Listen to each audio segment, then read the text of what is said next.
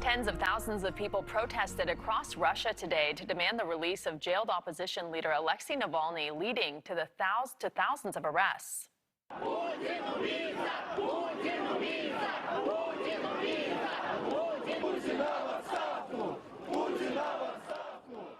Demonstrators taking to the streets nationwide chanting "Putin resign" and "Putin thief" while demanding Navalny's release.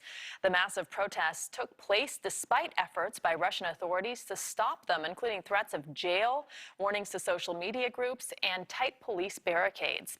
In all, more than 5,100 people were arrested across Russia today, more than 1,600 detained in Moscow alone, including Navalny's wife, Yulia, who will be in court tomorrow on charges of taking part in an unsanctioned protest. In comparison, 4,000 people across the country were arrested last weekend in similar protests. Amnesty International says Russian authorities have arrested so many people that the detention facilities are full. Here's a look at the timeline of events. In August, Alexei Navalny was poisoned by a nerve agent while on board a flight. He was flown to Germany, where he spent 5 months recovering. He returned to Moscow on January 17th, where he was arrested for a claim that he violated parole. On January 28th, his appeal for release was rejected, and coming up this Tuesday, he has another court hearing where he and his 3.5-year suspended sentence could be converted into one he must serve in prison. Joining us now to talk more about the demonstrations in Russia and what this all means for the Kremlin is international security expert Giovanni Di Maio. So thank you so much for being here. Thank you for having me. So Alexei Navalny, he's at the center of all these protests. Can you tell us a little bit more about his background and why his story is powerful enough to mobilize all these protesters in the face of these police crackdowns? Or are there other factors that are actually motivating these demonstrations? Sure. So the political figure of Alexei Navalny has been very consistent over the past few years, in past 10 years, in his effort in anti-corruption denounces. And basically, he has recently released a documentary on Putin's palace, talking about a residence, a very luxurious residence that has been built just for Putin, and this basically outraged the rage of the crowd, the anger of the crowd.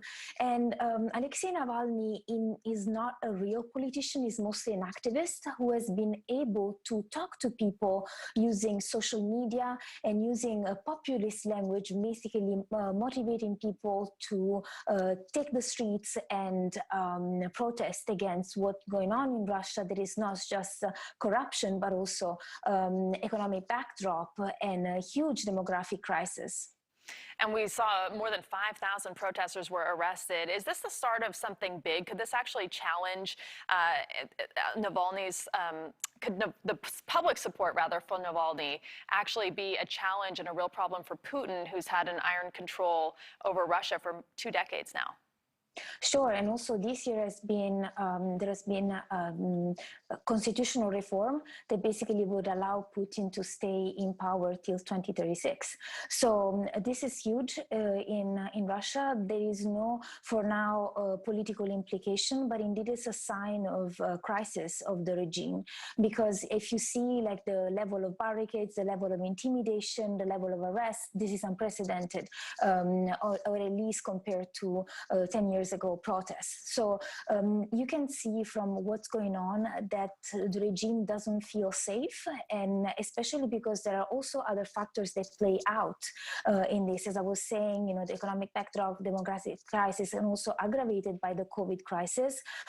This can cause huge troubles, and we should also remember that in September 2021 there will be the parliamentary elections, the election for the Duma, and so that's the main target of Navalny, that is basically planning on having a protest a week on the model of Belarus in order to have people protesting and having the so-called strategy of smart voting, basically inciting people to vote for the strongest candidate running in opposition of United Russia, which is the party of President Putin. So Secretary of State Antony Blinken called for Navalny's release. He condemned the treatment of protesters and journalists, and then Russia responded by calling the Americans hypocrites. Do you think this is going to affect the relationship between the two countries, for example, more sanctions? And are American government officials watching to see if this is a sign of what's to come in Russia? Sure. I think President Biden has a very disenchanted vision on Russia. I think compared to his predecessors, he has not come into the presidency with an idea of resetting relations with Russia. I think there will be the one topic would be arms control, in which US and Russia will definitely cooperate. But on others, I think Biden and his advisor will be pretty tough on Moscow. And definitely there will be an increase of sanctions. At least that's what Biden promised in case Moscow does not comply to international rules and agreements that have been made. Giovanna De Maio, thank you very much for joining us tonight.